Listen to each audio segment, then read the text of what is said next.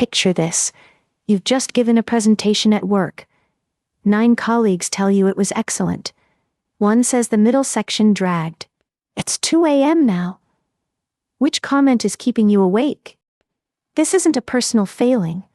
It's not evidence that you're too sensitive or can't take criticism. What you're experiencing has a name, the negativity bias.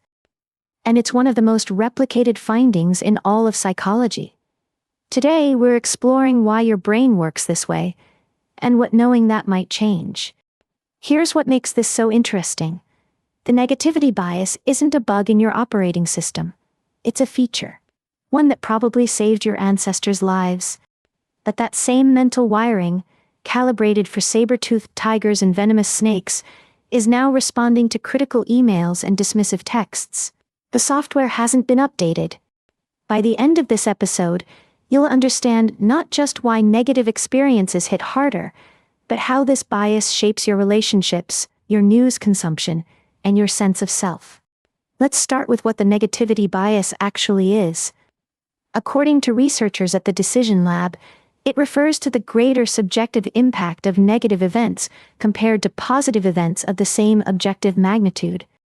In simpler terms, negative events feel more psychologically intense than positive ones, even when by any objective measure, they should carry equal weight. A single insult lands harder than a single compliment. This asymmetry shows up everywhere researchers look. In 1998, psychologist Roy Baumeister and his colleagues published an influential paper with a title that says it all. Bad is stronger than good. They documented this pattern across an astonishing range of human experience. Relationships, learning, memory, decision-making. Bad consistently outweighed good, not by a little, but substantially. So why would our brains evolve this way? The answer lies in an asymmetry that existed long before humans. The asymmetry between opportunity and threat. Research published in PMC explains it clearly. The negativity bias provides an evolutionary advantage because it is more critical for survival to avoid harmful stimuli than to pursue potentially helpful ones. Think about it from a survival perspective. Your ancestor spots a bush with red berries. If they're edible and she ignores them, she's missed a meal. Regrettable, but she'll survive. But if she ignores the rustle in the grass that signals a predator, that mistake removes her from the gene pool permanently. Missing a threat is catastrophic. Missing an opportunity is merely unfortunate. This created what researchers call an asymmetric selection pressure. Our ancestors who weighted negative information more heavily were more likely to survive and reproduce. Over hundreds of thousands of generations, this tendency became hardwired. It's not something we choose, it's something we are. But here's where it gets complicated. The environment that shaped this bias has changed dramatically.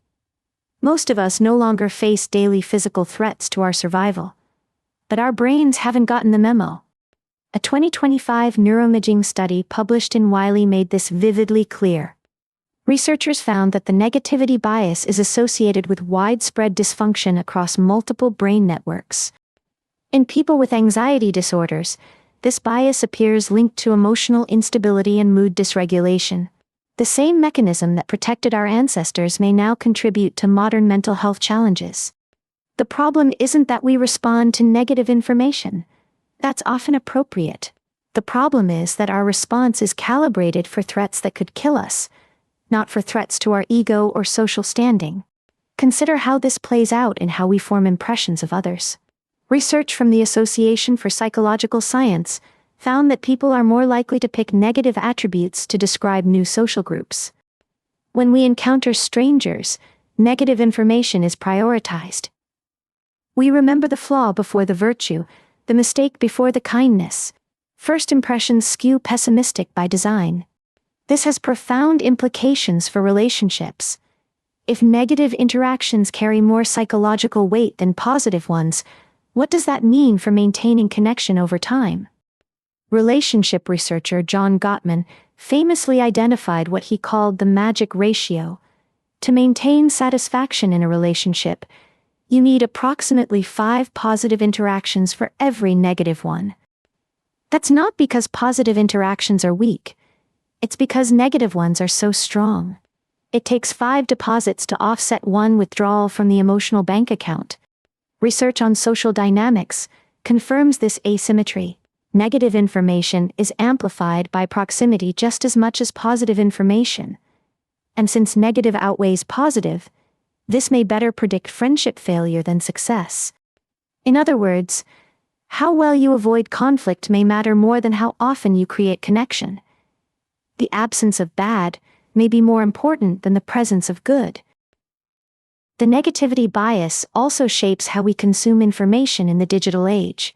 A 2026 study of Hacker News examined over 32,000 posts and found that 65% were pessimistic in tone. But here's the more telling finding.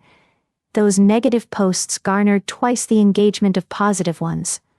We don't just notice bad news more, we interact with it more. This creates a feedback loop. Platforms learn that negative content drives engagement. They surface more of it. We consume more of it. We consume more of it. Our worldview shifts accordingly.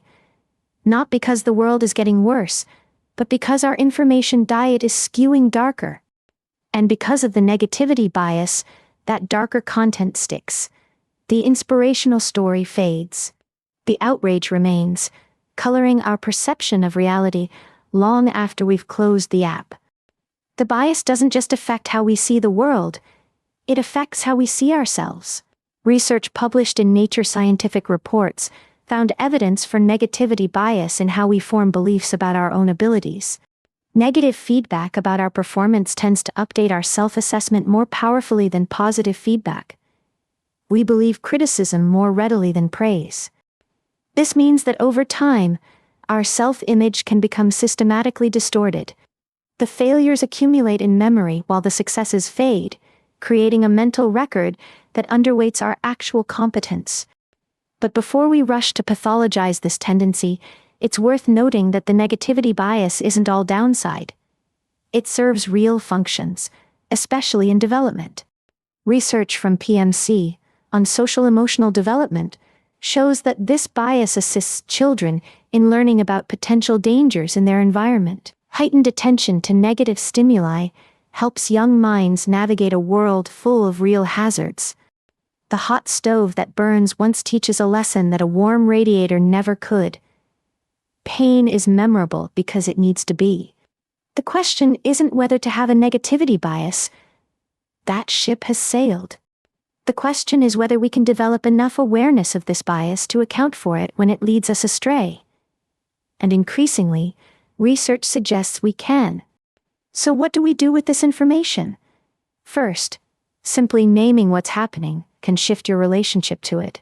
When you're ruminating at 3 a.m., remind yourself, my brain is doing what it evolved to do. The sting is real. Don't dismiss that. But recognize that the intensity of your reaction may not reflect the proportional importance of the event. Your brain is amplifying, as it was designed to. In relationships, understanding the 5-to-1 ratio changes the game. It's not enough to occasionally be kind. Consistent positive interactions need to outpace inevitable friction by a substantial margin. This isn't about avoiding all conflict. Conflict is inevitable and sometimes necessary. It's about ensuring the positive baseline is high enough that the relationship can absorb the negative without capsizing. Consider curating your information diet with intention. Given that negative news will disproportionately affect your mood and worldview, you may need to actively seek balance rather than passively consume whatever algorithms surface. This isn't about burying your head in the sand. Stay informed about what matters. But recognize that doom scrolling isn't neutral. It's shifting your perception in ways that may not serve you. When evaluating yourself, make a deliberate practice of recalling positive feedback. It won't stick naturally the way criticism does. You may need to write down compliments, revisit them, let them land more than once. Some people keep a wins folder, screenshots of positive emails, saved compliments, records of accomplishments. This isn't vanity. It's corrective accounting for a biased ledger. You can also use the bias productively. If you want someone to remember something important, research suggests negative framing may be more memorable than positive framing. Here's what could go wrong if we don't address this will stick longer than here's what we could gain. Not every message, but the crucial ones, frame them for the brain you actually have. There's healthy debate among researchers about how much we should try to override this bias versus accepting it as useful information processing. Critics of excessive positivity movements have a point. Negative emotions serve important functions. Attention to problems drives solutions. Dissatisfaction motivates change. The goal isn't to eliminate negative responses, it's to calibrate them appropriately.